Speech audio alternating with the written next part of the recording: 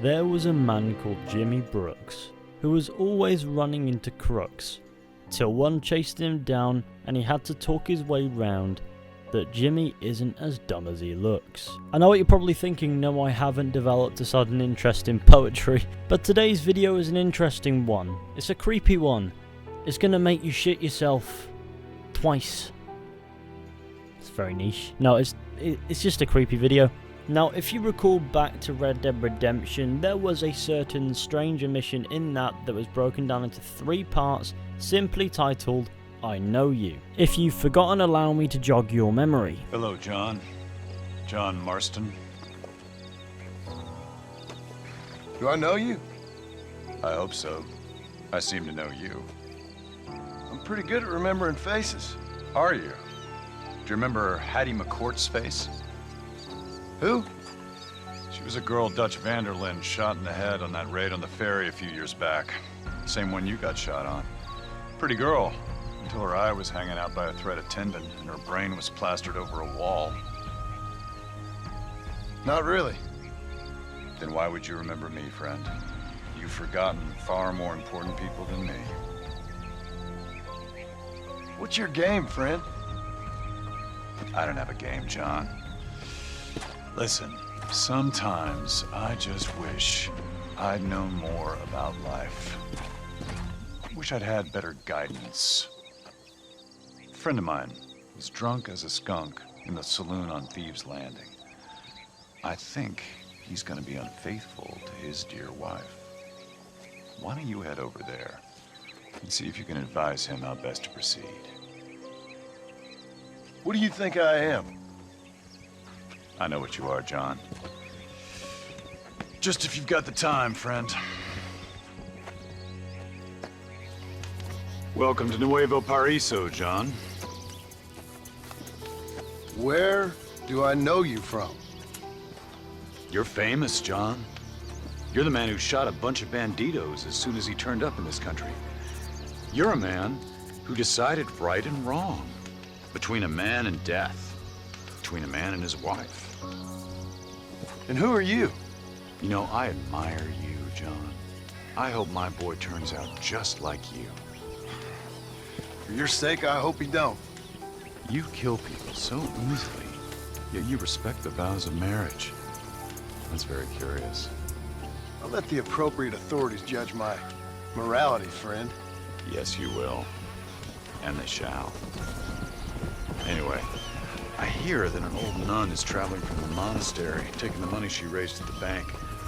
Why don't you head up there and see if you can lend her a hand? Road's full of thieves. Either that or rob her yourself. I'll see you around, John. I hope you don't. Ain't this a beautiful spot?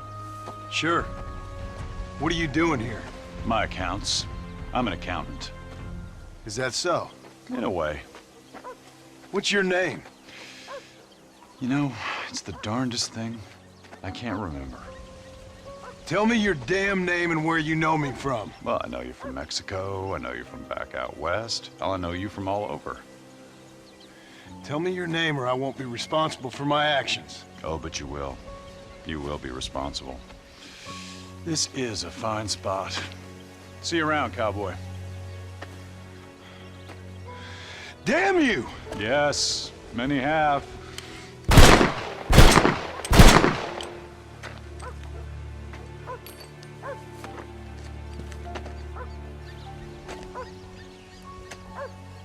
A strange man who seems to know an awful lot about just about everything, who appears to be immune to bullets. A man who responded to the words damn you with many have. An omniscient immortal being by the looks of it, of some variety. But what if I told you this guy's in Red Dead Redemption 2 as well? Fuck's sake, Megatron! Okay, let's get his most minor appearance out the way first. If you head to the general store in Armadillo, once inside, John will make a comment about a picture of this strange man. Who's that? I don't know. It's just a little portrait somebody gave me once. I always quite liked it. Why? No reason. Just seemed familiar. Anyway.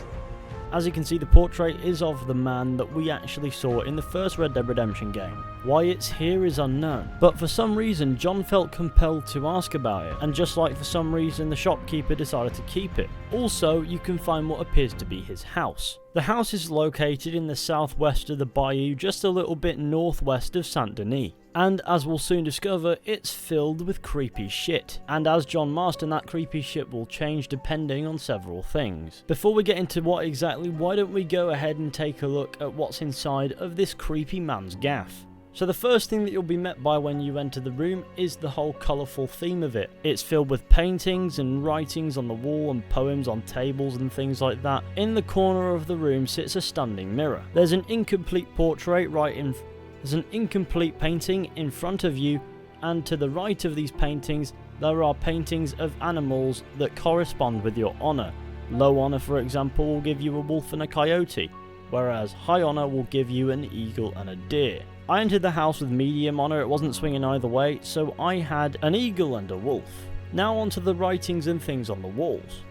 First of all, above the incomplete painting it reads, "The water is black with venom." Just to the right of this in the corner, it says, "His final toll will sound my greatest coming." Over by the window further right of this, it reads, "I know you." Just next to this it reads, "The moon will shine on in the darkness." On the other side of the room it will read, "From the snow to the cave." And next to that exactly, "I gave everything for art and I learned too much and nothing." Over on a desktop next to the mirror, there's a map of Armadillo with the words scrawled on, "I offered you happiness or 2 generations. You made your choice." And perhaps most fascinating of all, over on a desk on the other side of this sofa, there's a poem. It reads, "There was a man called Jimmy Brooks, who was always running into crooks, till one chased him down and he had to talk his way round that Jimmy isn't as dumb as he looks." This, of course, is a reference to an event that occurs in Chapter 2, when Arthur Morgan runs into somebody who recognises him and then has to chase him down so that he doesn't go to the authorities. Weren't you in Blackwater a few weeks back? Me? No, sir.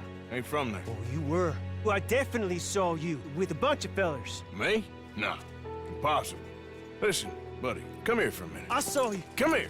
Come on, get! I don't like this. Me neither. Go get the girls home. I'm gonna go have a word with our friend. Be careful, Arthur. Just a word.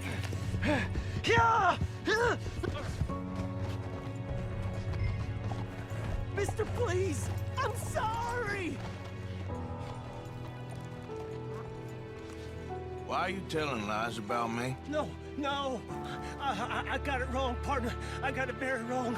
Now, please help me out. I ain't never been in Blackwater. Then why are you chasing me? I've got an unfortunate face. Yes, me too. Now, please pull me up. Please. My hands are slipping. All right, come on.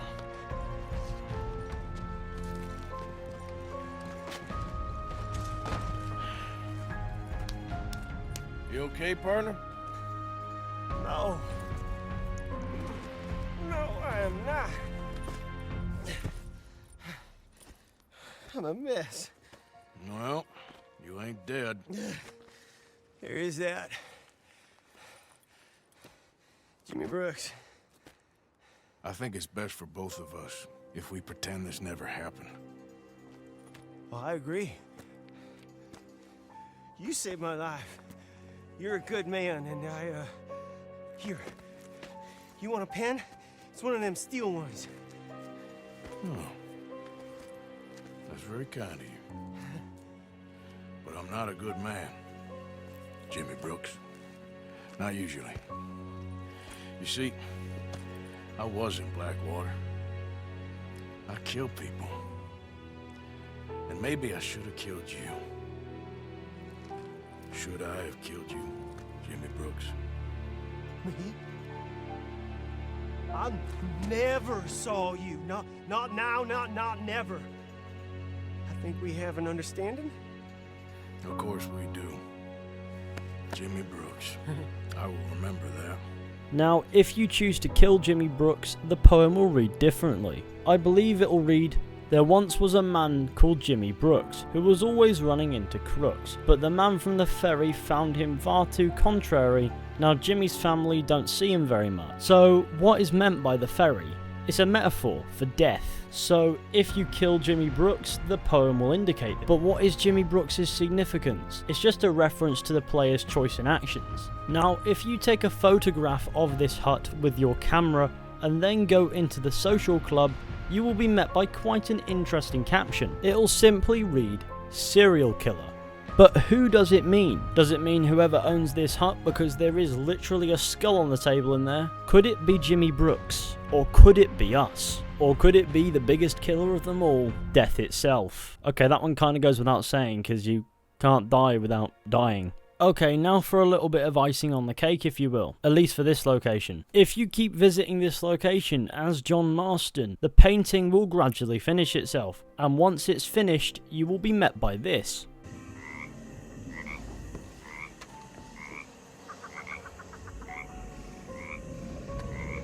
Did you see it? Obviously, first things first, the painting does look like that strange man that we meet in the first Red Dead Redemption game. Nobody can deny that. But look into the corner of our vision, in the standing mirror. What do you see? He's in the room with us. Now if you turn around, he will be gone, but you will still be able to see him in the mirror.